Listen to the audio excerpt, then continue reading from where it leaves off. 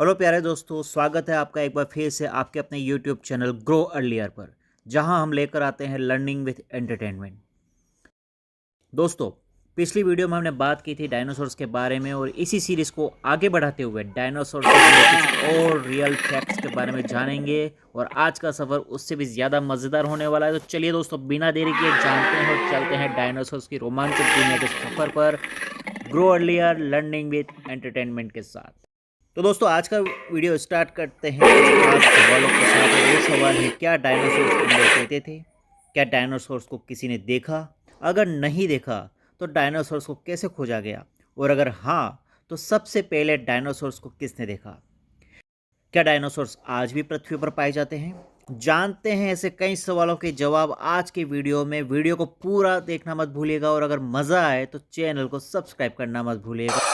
दोस्तों, डायनासोर्स भी अंडे देते थे, बिल्कुल वैसे जैसे आज रेंगने वाले जीव जैसे सांप और छिपकलियां अंडे देते हैं। मदर डायनासोर जमीन पर बड़े बड़े घोंसले बनाकर अंडे देती थी और मज़ेदार बात यह है कि उनके अंडे अलग अलग आकार और प्रकार के होते थे, कुछ गोल मटोल तो कुछ लंबे और पतले। अब तक का सबसे बड़ा अंडा लंबे गले वाले डायनासोर्स यानी हिप्सेलोसोरस का था। लेकिन दोस्तों, यह अंडा मुर्गी के अंडे से सिर्फ 5 गुना बड़ा था। और दोस्तों, क्या आप जानते हैं बेबी डायनासोर्स अपने अंडे से कैसे बाहर आते थे? उनकी नाक पर एक खास बोन हॉर्न यानी कि हड्डी का सींग होता था। यह सींग उन्हें अंडे की मोटी परत तोड़ने में मदद करता था। अब बात करते हैं लंबे गले वाले डायनासोर अपने बच्चों का ख्याल कैसे रखते थे। जब उनका झुंड चलता था तो बच्चे हमेशा बीच में चलते थे और बड़े डायनासोर्स इन्हें चारों तरफ से घेर लेते थे ताकि कोई भी शिकारी उन्हें नुकसान न पहुंचा सके। और दोस्तों, मियासोरस नाम का एक डायनासोर को दुनिया की सबसे अच्छी मदर का खिताब दिया गया है। ये डायनासोर झुंड में बहुत पास पास घोंसले बनाते थे, ठीक वैसे ही जैसे आज के समुद्री पक्षी करते हैं। 1978 में वैज्ञानिकों ने अर्जेंटीना के मोंटाना में एक डायनासोर नेस्टिंग साइट खोजी। यहाँ घोंसले, अंडे, नन्हे डायनासोर्स के अवशेष मिले। इन्हीं डायनासोर्स को नाम दिया गया मेयासोरस, जिसका मतलब है a good mother lizard. Dinosaurs कैसे दिखते थे? क्योंकि किसी ने भी जीवित डायनासोर को नहीं देखा, साइंटिस्ट द्वारा खोजे गए फॉसिल्स यानी पत्थर जैसे अवशेष की संरचना का पता लगाया गया है। फॉसिल्स हड्डियों से वैज्ञानिक डायनासोर्स का स्केलेटल बनाते हैं। इतिहास में सबसे पहले पूरे स्केलेटन की खोज किसने की, और वो भी एक प्राचीन समुद्री जीव का? चलिए आपको एक दिलचस्प कहानी सुनाते हैं। कहानी की शुरुआत होती है 1810 में इंग्लैंड के डॉर्सेट समुद्र किनारे। वहाँ दो भाई बहन मैरी और जोसेफ, जो सिर्फ 12 और 16 साल के थे, समुद्र किनारे खेलते खेलते एक पहाड़ी की चट्टान के नीचे पहुँचे। अचानक उन्हें एक अजीब सा कुछ दिखा, जमीन में झांकती हुई एक हड्डी।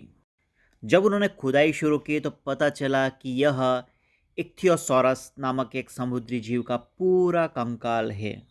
अब इक्थियोसॉरस कौन थे? इक्थियोसॉरस एक ऐसा जीव था जो एक छिपकली जैसा दिखता था और वास्तव में यह एक विशाल समुद्री रेप्टाइल था।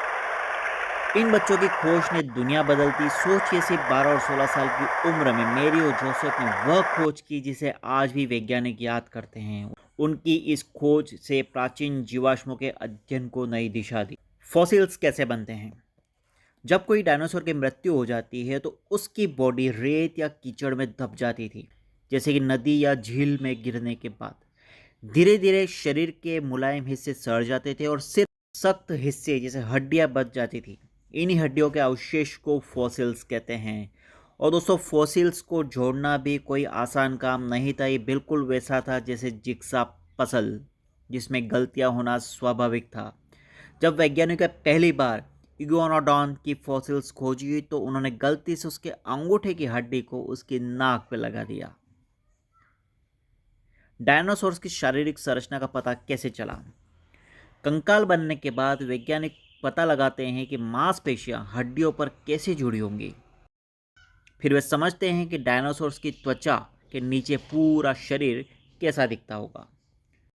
डायनासोर्स का वजन और रफ्तार की जानकारी भी उनके फॉसिल्स से मिलती है। डायनासोर्स के फॉसिल्स फुटप्रिंट यानी कि पैरों के निशान से वैज्ञानिक उनके वजन और रफ्तार का पता लगा सकते थे।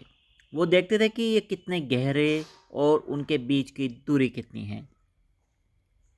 डायनासोर्स के फॉसिल्स कैसे खोजे जाते हैं?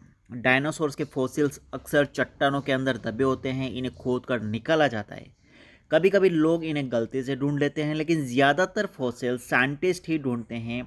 वे उन जगहों पर खोजते हैं जहां फॉसिल्स मिलने की संभावना हो। डायनासोर्स की खुदाई कहाँ होती है? डायनासोर्स की खुदाई अक्सर जंगलों या ऐसी जगहों पर होती है जो शहर या सड़कों से बहुत दूर होते हैं। खुदाई करने वाली टीम को टेंट या ट्रेलर में रहना पड़ता है। सबसे पहले खुदाई वाली जगह का नक्शा बनाया जाता है। फिर जब कोई फॉसिल्स मिलता है तो उसे नक्शे पर चिन्हित कर दिया जाता है। फॉसिल्स ज़्यादातर बलुआ पत्थर, मिट्टी, चूना पत्थर या शेल की चट्टानों पर मिलते हैं।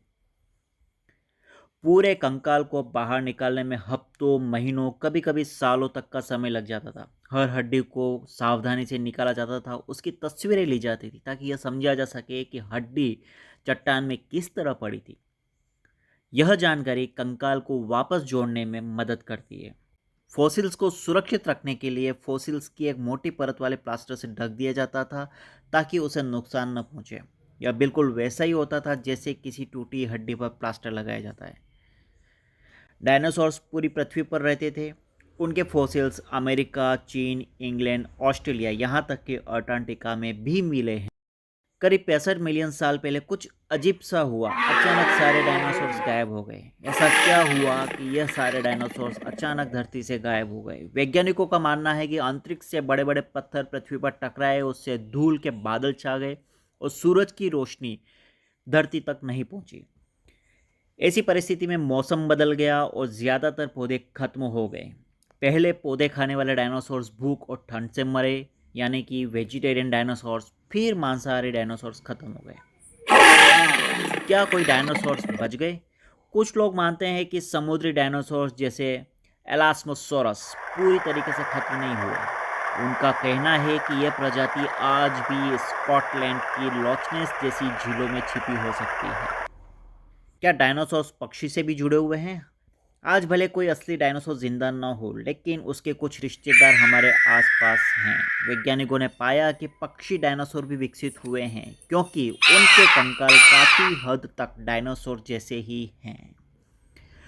इसी सीरीज में हम बात करते हैं आर्कियोप्टेरिक्स की। 140 मिलियन साल पहले आर्कियोप्टेरिक्स नामक पक्षी रहता था। यह दुनिया का सबसे पुराना पक्षी था। लेकिन बहुत अजीब बात इसमें यह थी कि इसमें पंख तो थे, लेकिन उसके पास एक लंबी पूंछ, नुकीले दांत व पंजों वाले हाथ भी थे जो डायनासोर जैसा बनाते थे। सो प्यारे दोस्तों, आज का वीडियो कैसा लगा हमें कमेंट करके ज़रूर बताएं। Grow earlier learning with entertainment channel को सब्सक्राइब करना ना भूलें। मिलते हैं अगले वीडियो में और भी मज़ेदार जानकारी के साथ। तब तक सीखते रहो, मुस्कुराते रहो।